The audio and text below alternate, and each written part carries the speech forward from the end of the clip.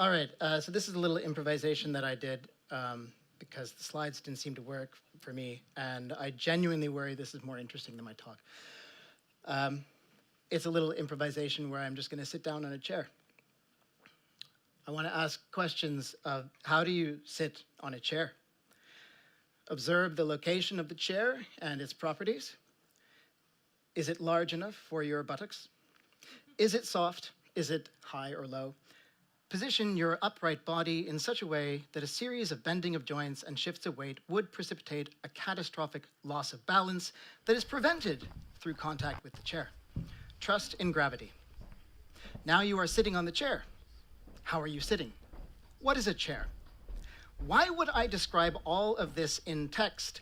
Why would I show you a video of sitting on a chair when you are all already sitting on chairs?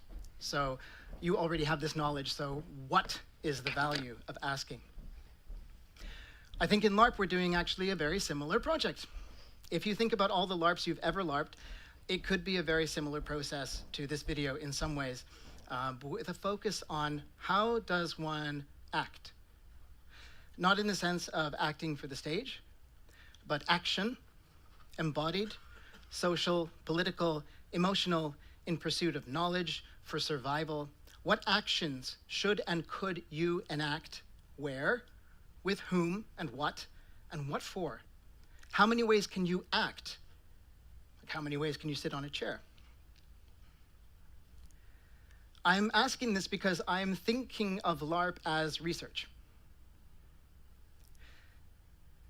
And I'm inspired very much by doing a PhD in artistic research, and so I can talk a little bit about artistic research and why I find it kind of inspiring here for Larp.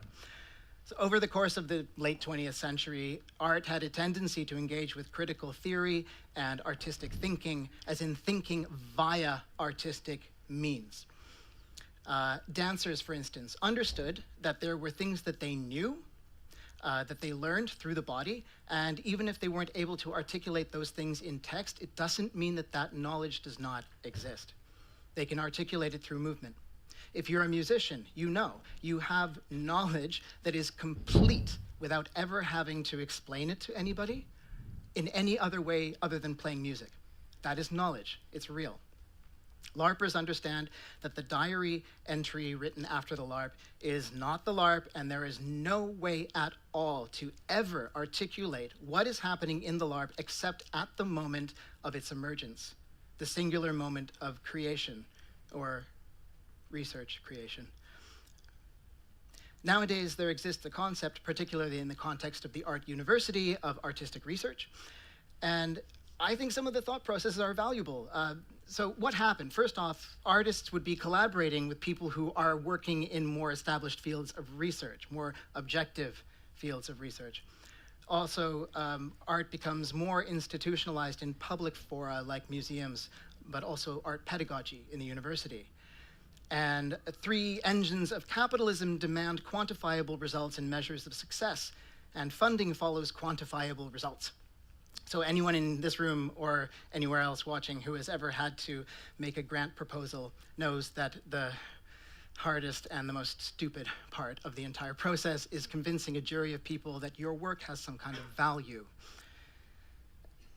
And then, so from artists who already knew that they knew but couldn't measure their knowledge, a big pushback to the idea that the scientific method, either in STEM or in social sciences, was the only or the dominant way of knowledge production and rigorous investigation.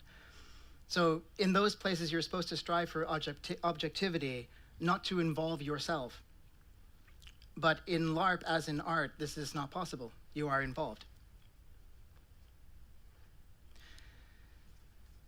You can think about, there's research that is research about art, or research on art, so you're doing research about what happens in art or what art affects in society. You can do research for Larp, so like how does this new material work in buffers? But research in art, and this is a distinction made by musicologist Henk Borgdorf, concerns research that does not assume the separation of the subject and the object. It does not observe a distance between the researcher and the practice of art. Instead, the artistic practice itself is an essential component of both the research process and the results. So there's an understanding that no fundamental separation exists between theory and practice. There's no practices that are not saturated with experiences, histories, and beliefs. And conversely, there is no theoretical access to or interpretation of art practice that does not partially shape that practice into what it is. And this is also not even new to Larp. Emily Waldron, about 10 years ago, wrote about performance, Larp as performance research. She was writing mostly about how to document Larps. And Nadia Lipsik has done a fantastic PhD. There's the piece Lone Wolves Stick Together. You can find it on Research Catalog, and it's a fantastic piece of artistic research. And of course, this is a hard sell to say that art is research, because it's not scalable. It's deeply personal, and there simply isn't the economic and physical possibility to sell it to the masses. Does this remind you of Larp at all? We have been hopelessly looking for the magic formula to be able to disseminate the knowledge of Larp with all its potential in political practice, and imagining alternatives to the shit show that is our hyper-capitalist, doom-scrolling, genocidal politics, but there are other ways to act. And I'm super, super inspired by one writer, Natalie Lovelace, who made an amazing book called How to Make Art at the End of the World. You should all read it. You must read it. She starts with this proposition that the crafting of a research question is the crafting of a story, is the crafting of an ethics. Because any story includes, by necessity, some things and excludes other things. And therefore, if you want to change your ethics, you can change the story. But more than that, she challenges researchers and creators to follow the drives that implicate them personally, erotically. And by that I mean, you can think of Eros as this love that is supposed to be selfish, right? It's your drive, it's what you really are involved in. It's different from agape, which is seen as like the unconditional love, the perfect love, we thought. But the thing about Eros is that when you are personally involved in the thing, you are accountable. And you are therefore making ethical choices because you are there. So what stories are you making or breaking when you LARP? Observe the properties of the society with ethical codes and norms that differ from your own. Position your body through your role or character in such a way that its actions and decisions will carry and convey meaning by grace of the other people in the room. Trust in social gravity. Now you are in a story. How are you in the story? How are you erotically implicated? How are you accountable?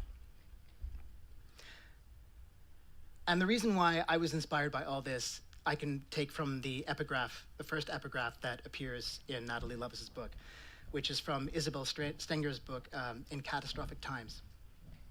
We need researchers able to participate in the creation of the responses on which the possibility of a future that is not barbaric depends.